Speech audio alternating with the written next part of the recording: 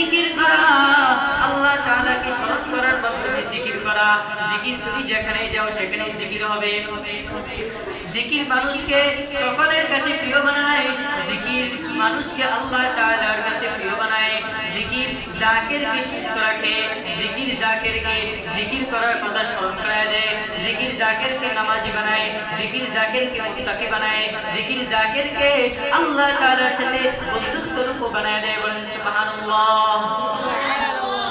জিকির যে ব্যক্তি মন থেকে করে এই ব্যক্তিকে আল্লাহ তাআলার সাথে সম্পর্ক করায় দেয়।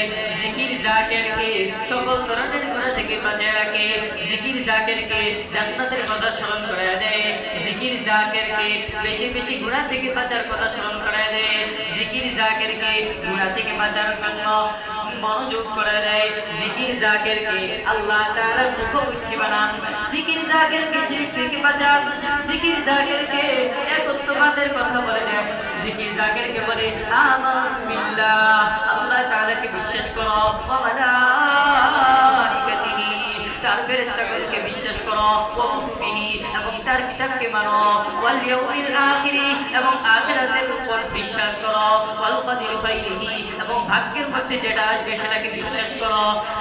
আমানতু বিল্লাহ ওয়া মালাইকাতিহি ওয়া কুতুবিহি ওয়া রুসুলিহি ওয়াল ইয়াউমিল আখির ওয়াল কদরি খাইরিহি ওয়া শাররিহি মিনাল্লাহি তাআলা ওয়াল বা'থি বা'দাল মাউত। চারটি জিনিসের উপর আমি ঈমান আনলাম, আল্লাহ তাআলার উপর, তার রাসূলের উপর, ফেরেশতাগণের উপর, কিতাবের উপর, জান্নাতের উপর, কিয়ামতের দিন, শেষ একদিন কিয়ামত হবে, কিয়ামতের দিনের উপর। আল্লাহ তাআলা বলেন এই সাতটা জিনিস যে মানবে, এই সাতটা জিনিসের উপর যে বিশ্বাস করবে সেই ঈমানদার হয়ে যাবে। বলেন সুবহানাল্লাহ। এখন শুধু ঈমানদার হবেন, ঈমানদার হলেই শুধু জান্নাতে প্রবেশ করবেন না, এটা না, জান্নাতে তো সকলেই প্রবেশ করবে। কিয়ামতের দিন আল্লাহ তাআলার কাছে তিনটা রেজিস্টার থাকবে, একটা রেজিস্টার থেকে আল্লাহ তাআলা সকলকে ছেড়ে দিবেন, আরেকটা রেজিস্টার থেকে আল্লাহ তাআলা কোনো কিছু ছাড়বেন না, আরেকটা রেজিস্টার থেকে আল্লাহ তাআলা এটা বান্দাকে পরিপূর্ণভাবে বুঝিয়ে দিবেন। তিনটা রেজিস্টার হলো তিন রকম।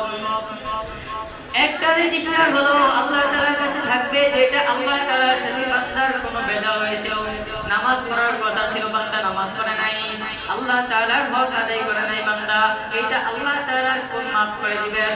কিন্তু আরেকটা রেজিস্টার থাকবে যেটা বান্দার হক নষ্ট করেছে, এইটা আল্লাহ তাআলা এক বিন্দু পরিমাণও ছাড় দিবেন না, কারণ হাদিসের মধ্যে আসছে হকুল্লাহ হকুল ইবাদ, আল্লাহ তাআলার হককে মাফ করে দিবেন, লেকিন বিন্দু পরিমাণ বান্দার হক ছাড় দিবেন না।